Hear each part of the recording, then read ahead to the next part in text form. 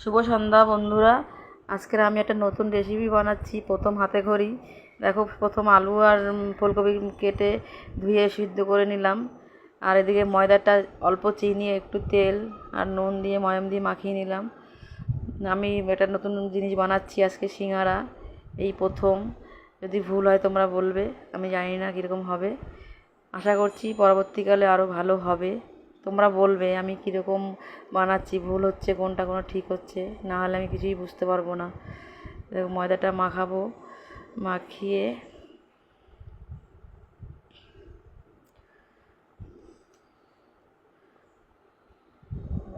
সবজিটা সিদ্ধ হয়ে গেছে। এইটা আবার জলটা ছেঁকে নেব। তোমার সঙ্গে থাকো, দেখো আমি কীরকম করে বানাচ্ছি।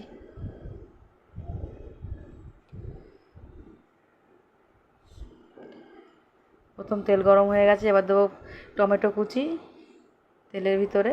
এবার দেবো আদা রসুন বাটা, একদম অল্প সামান্য, মশলা দেবই না, এরকমই। জিরে ধনে তো দেবই না। এবার সবজিটা দিয়ে দিলাম, সিদ্ধ করে নিয়েছি আগেই। এবার দেবো লঙ্কার গুঁড়ো, হলুদ গুঁড়ো, ভালো করে ভাজা ভাজা করে নিলাম। এবার হালকা একটু জল দিলাম যাতে পুড়ে না যায়।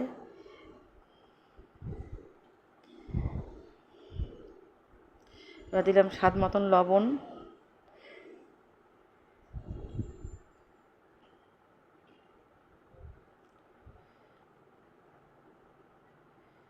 মেথি পাতা দিলাম অল্প, আর দেবো বাদাম। ব্যাস, আর কিছুই দেবো না। এবারে ভাজা ভাজা হয়ে গেছে, নামিয়ে দিলাম। এবার সিঙ্গাড়া আমি বানিয়ে নেব।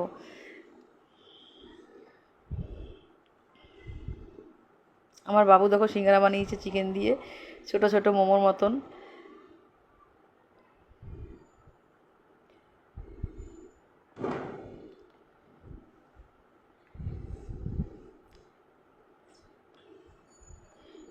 তেল দিলাম কড়াই, এবার কাঁচা তেলেই এই কাঁচা সিঙ্গারাগুলো ওই ঠান্ডা তেলেই ছেড়ে দিতে হবে, যাতে প্রথম থেকেই একদম সিদ্ধ হয়ে মচমচে হয়ে ভাজা ভাজা হয়ে যায়।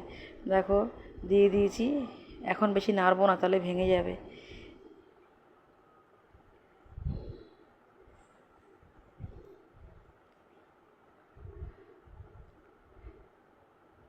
হয়ে গেছে দেখো। এবার আমি তুলে নেব সিঙ্গারাগুলো। তুলে নিলাম। রেডি হয়ে গেল সিঙ্গারা। বাবু খাচ্ছে আমাদের। এবার আমিও খাবো। দেখো, তোমরা ভালো থেকো। আজকের মতন গুড নাইট, আবার কালকে দেখা হবে। টাটা।